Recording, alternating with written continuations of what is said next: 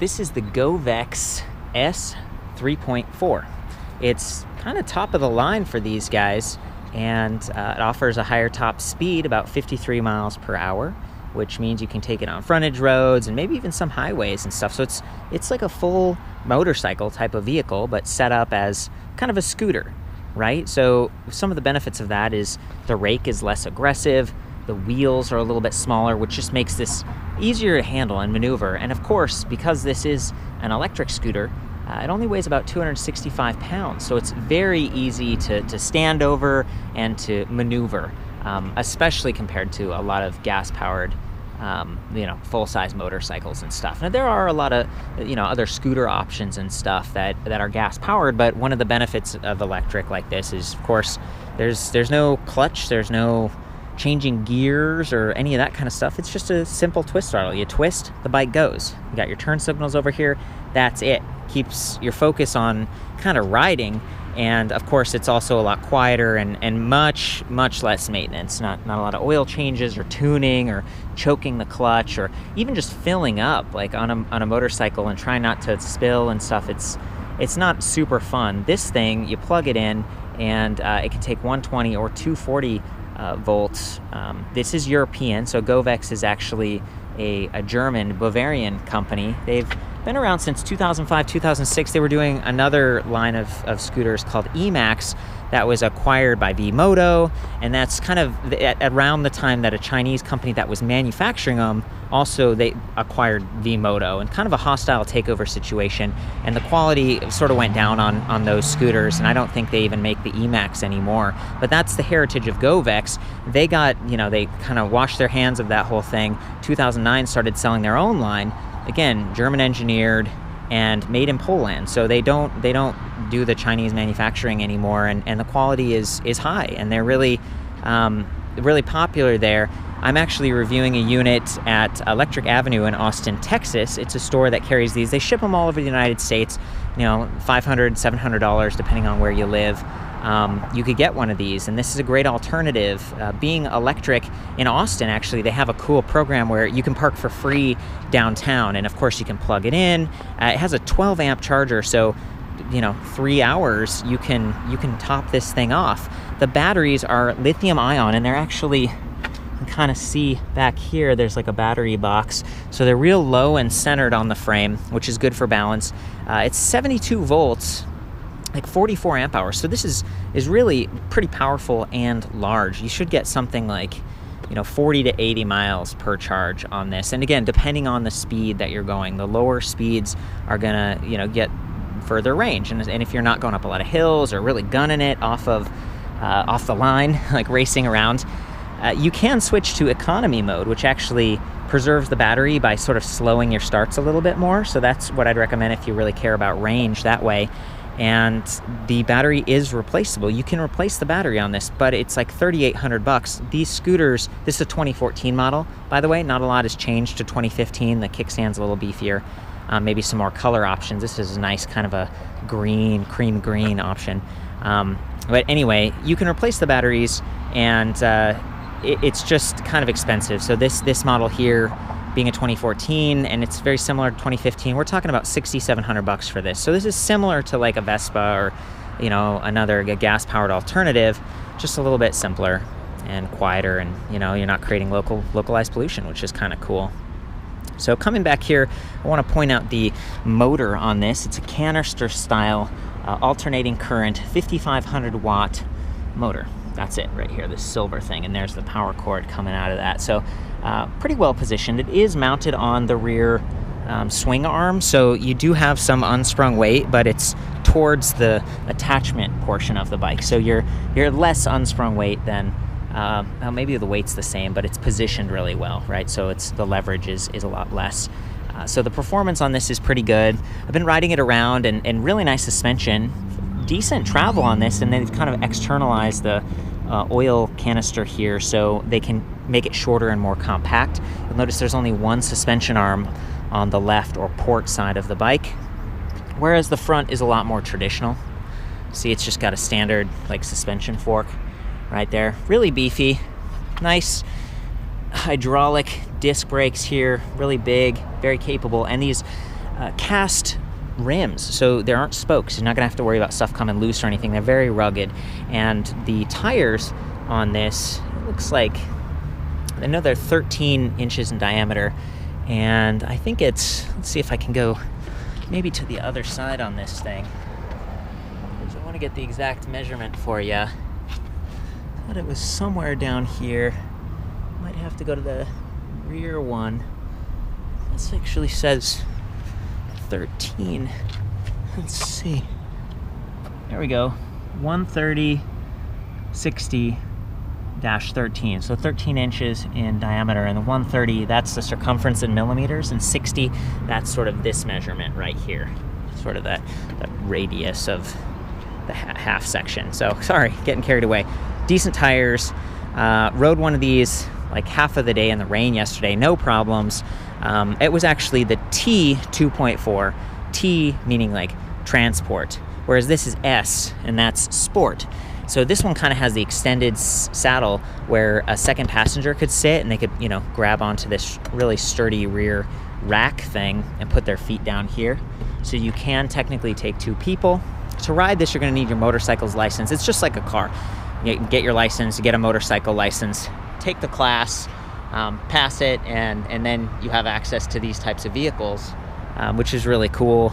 There's an extra place to bolt, like a little carrying cargo bin, but under the seat there's already pretty decent storage going on. So if we just put the key in there, twist it to the left, it pops up. Check that out. That's what I was talking about. Let's see, $2,000 Austin Energy rebate, tax credits, and then the free parking thing, which definitely appeals to me because parking can be a real pain in the butt and costs a lot of money. Got your manual, pretty good space here for storing some stuff, and then there's the standard plug, you know, just like you'd expect here in the USA. Got some more information here about tire pressure and everything, but you know, it's a nice saddle. It feels pretty good. Even some tools, by the way. There's a little toolkit. So there's that.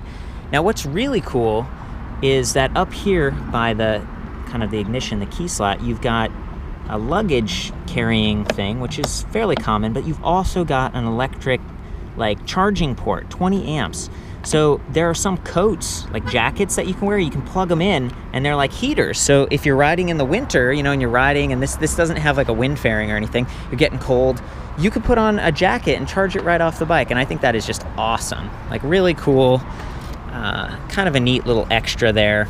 Probably a good time to just hop on. So I'm gonna put this in, turn it to on, go ahead and step through this nice easy mount design. I've got the big kickstand down in the back, so it's very stable right now for me. The display lights up, and it's actually backlit. It's like a monochrome, kind of a gray, but it's got like a blue lighting. And we've got your speedometer over here as you go, and definitely your miles per hour right there in the center. And let's see, your odometer down here. If you press mode, it goes from odometer to trip, which is cool. And then you've got your battery level indicator right here. And I rode one of these like half of the day, and it was still at full. So it felt really nice. It wasn't like dropping a whole lot. And granted, I was doing like the motorcycle training course, so I wasn't going long distances, but it just really seemed to work pretty well. Okay, so I'm hearing clicking. It's because the turn signal was on, so I go ahead and press that and it resets it. But otherwise, you could click to the left or click to the right.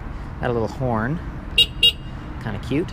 And then we've got our brights up there. So pretty simple control setup, you know, and I noticed that all the lights and stuff are kind of bouncy. So, you know, if you snag them on anything, they're not going to break off. It's meant to be fairly durable. And I actually saw a couple of classmates who were riding these and kind of drop them, and they got scraped up on the sides, but they didn't break or anything. So they seem fairly resilient that way. And now if you're ready to turn on the actual drive system here, you click that over, and we're ready. I can go ahead and twist this and it'll take off. Also, I should call out the mirrors while we're up here. These are fairly nicely adjustable. You just kind of move the whole thing and get it aimed properly, one for each side, which is super cool. Okay, so I'm gonna maneuver this forward. There we go. And we'll just slowly walk our way out here to the parking lot, try to give you some on-the-fly shots.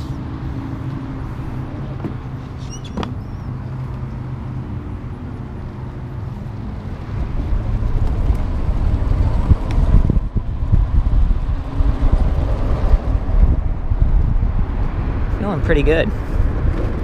Mirrors, not a whole lot of rattling going on.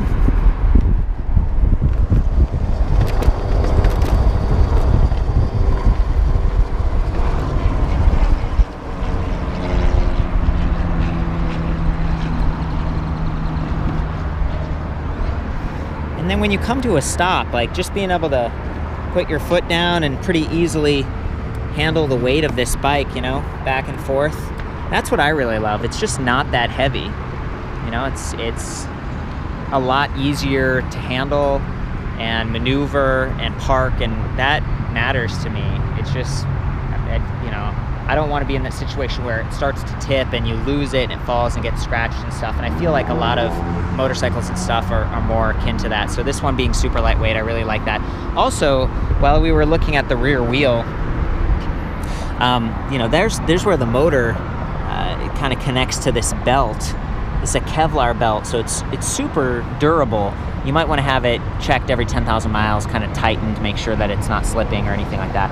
But then it steps down the RPM with this cog in the rear and converts that to torque energy. So there aren't like a ton of hills in this parking lot or anything, but I've been able to stop or floor it from rest and really get up to high speed pretty quickly. It definitely feels powerful. And there is a little incline over there. I had no problem climbing it, so this isn't the kind of thing that's going to struggle on hills or anything. It's very capable. I think that motor is equivalent to like 8.4 horsepower or something like that. So it's, you know, for a little scooter looking thing, it's pretty solid that way. Yeah, I'm about to go out and do a little bit more of a high speed ride with this thing, get some footage. One thing is the kickstand can be a little bit tricky to reach sometimes, just because of this deck. It's really nice and wide, but you kind of have to reach. There we go. Taking it off of economy mode.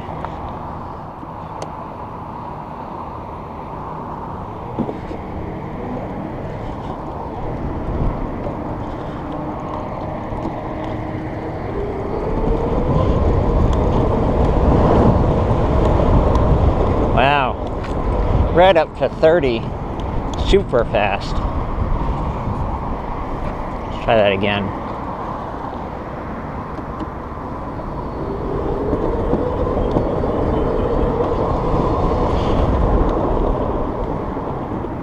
Cool.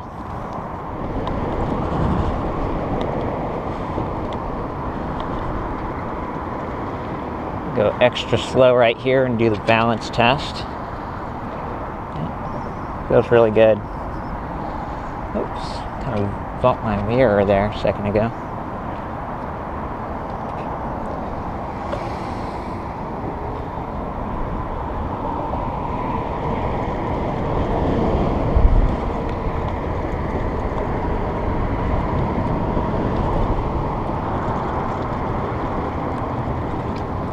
Do a stop test.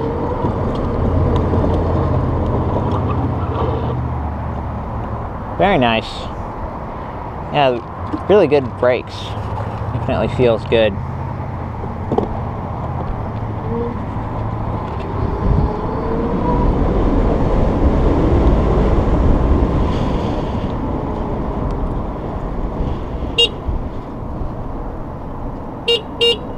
Kind of fun.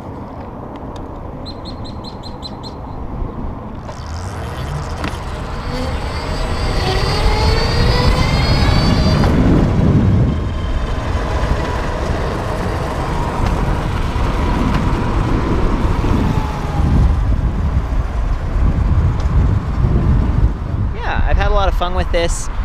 Again, this is the Govecs S3.4 for sport. For the full written review on this, including pictures and everything else, I'll see you back at ElectricRideReview.com. And of course, if you own this bike, maybe you're in Europe, you've had it for a long time, you have some feedback, feel free to do a video response or, you know, maybe chat it up in the forums. And as always, ride safe.